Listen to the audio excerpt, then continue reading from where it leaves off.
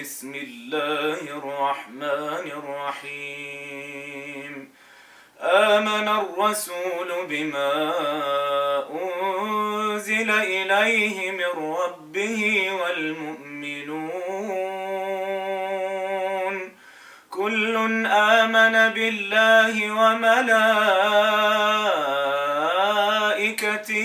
وكتبه ورسله لا نفرق بين أحد من رسله وقالوا سمعنا وأطعنا غفرانك ربنا وإليك المصير.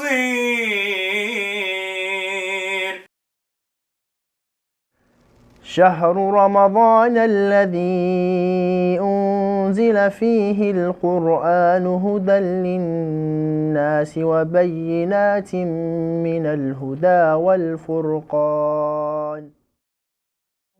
Assalamu alaikum. I'm Naima Islam.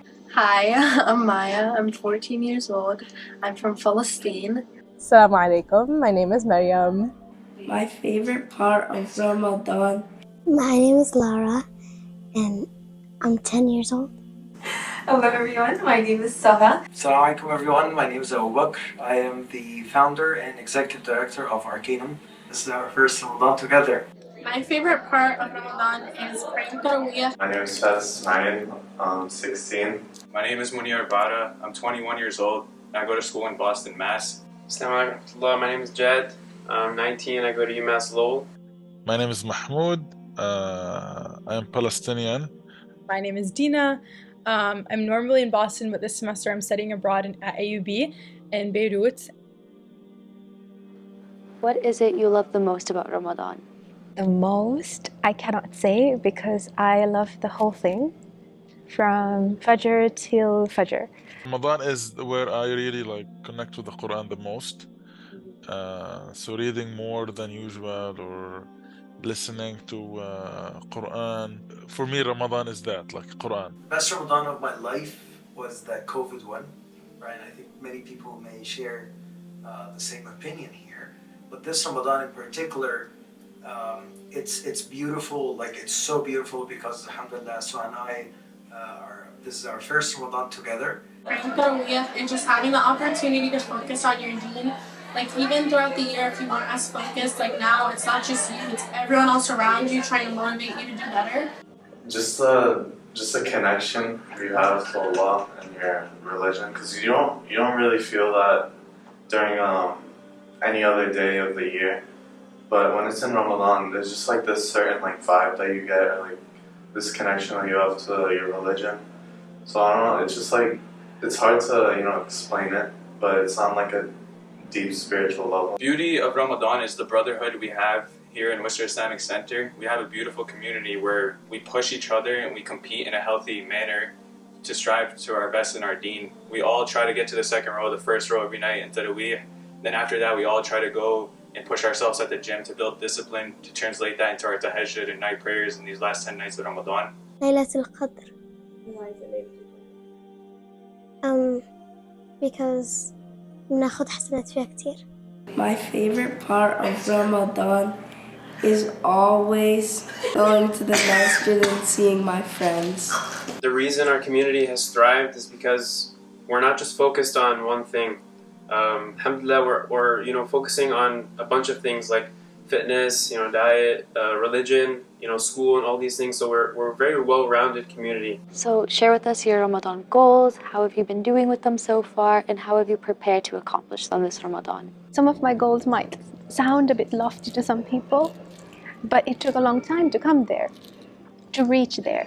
So during lockdown, when we couldn't go and pray Taraweeh in person, and we had a lot of time, we couldn't even see family and go to gatherings. So I took the attempt to do a Khatam al-Quran myself during the month. And I did the same attempt. It's very fulfilling, that feeling. I did the same attempt in 2021, 2022. In 2023, now that everything is open and we're going to Taraweeh, we're having our gatherings, still I want to do it. So that is one goal. I make sure to pray all 5 prayers of the day and not miss one of them. That's one of my most important ones. And then the other is just to stay kind to everyone and try my best not to get hangry, because I know that's a reoccurring problem every year, but inshallah it's going to get better for me and for everyone around me. So for me, Ramadan is the month of Quran. So Ramadan is where I really like connect with the Quran the most. So reading more than usual or listening to Quran. Just like growing up in this community and like watching people give khutab and people lead tarawih, it felt like something like only like high pious people could do. But then something switched during COVID, subhanAllah, where Allah drew me closer to Him. I was more secluded, so I was staying away from more fitna and haram, and I just found Allah during COVID. Really giving us sincerity in our hearts, and that's how we thrive, subhanAllah, is purifying our hearts, making sure our intentions are correct, and then subhanAllah, the opportunities found us. It's also going by very fast, like the day is very fast paced. But alhamdulillah, one thing that's been different this year is last year, any day that I didn't go to the masjid for Taraweeh, I wouldn't pray Taraweeh at home. But alhamdulillah, this year Biko has been encouraging me, even if you don't go to Taraweeh at the masjid, we at least try to pray 4 rakahs together. Every Ramadan, I have been picking a subject to study every night. This Ramadan, I gifted myself a book, Meeting Muhammad by Sheikh Omar Suleiman. It's a beautiful book. Every chapter is beautiful. So reading a chapter each night and doing tadabbur al-Quran is very necessary. Doing tadabbur al-Quran on 2 verses is like doing ibadah the whole night. So how is Ramadan back in Bangladesh in comparison to how it is here in America? Ramadan back in Bangladesh is that during suhoor we would be woken up by qiraat, loudspeaker, and that was beautiful. He would constantly keep singing the nasheed, and I used to sometimes think as a kid, like, when does he eat suhoor? I keep hearing him. I remember the adhan mainly, because usually when you're here, you'd hear the adhan off your phone. But it's different when you hear it from the masjid, like right next to you. My earliest memories of Ramadan are when I'm like 8, like in Syria, and my teta's telling me like not to fast, and I like did it anyway, like always wanted to do it. I really loved it. Like I think it's because like all my older cousins were doing it, so I kind of wanted to like get in on the fun. Ramadan when I was in Amman, Jordan, and it was basically like a New York City because nothing was like closed, so you'd be up till late night, like literally every night. Very different in the sense that like the entire country kind of feels like it's participating. In Lebanon, it's like half the country. In Syria, it's like almost all the country, and so you see like everyone kind of like going to iftar. Everyone's in the streets like 10 minutes for iftar trying to get where they need to go. There's like decorations everywhere, like everything's open late for suhoor, everyone's out, the jawama are full, like people are walking back home from the jama late, they're going to the jama late. Like it definitely feels like a community that's like really big and like everyone's participating. My favorite would be when me and my cousins, we used to live in this like condo like right next to each other, so during Ramadan we'd have like iftar like together every night, like outside. So I miss like going with my mom every single night to like ISBC or wherever we go to pray, because it really like feels like one of the times that I feel closest to her, and also something I really enjoy doing. Just being in Allah's house, praying in front of the Kaaba, like you wake up for Fajr, Dhuhr, Asr, Maghrib, Isha, and you're praying. Alhamdulillah, I got the experience to also, see the Kaaba while I prayed, and I got to break my fast one of the days on the mataf, which is the first ground floor, right just feet away from the Kaaba, which is just such a magical experience, to be praying where prophets prayed, where Prophet ﷺ prayed, where Prophet Ibrahim built the Kaaba, prayed there with his son.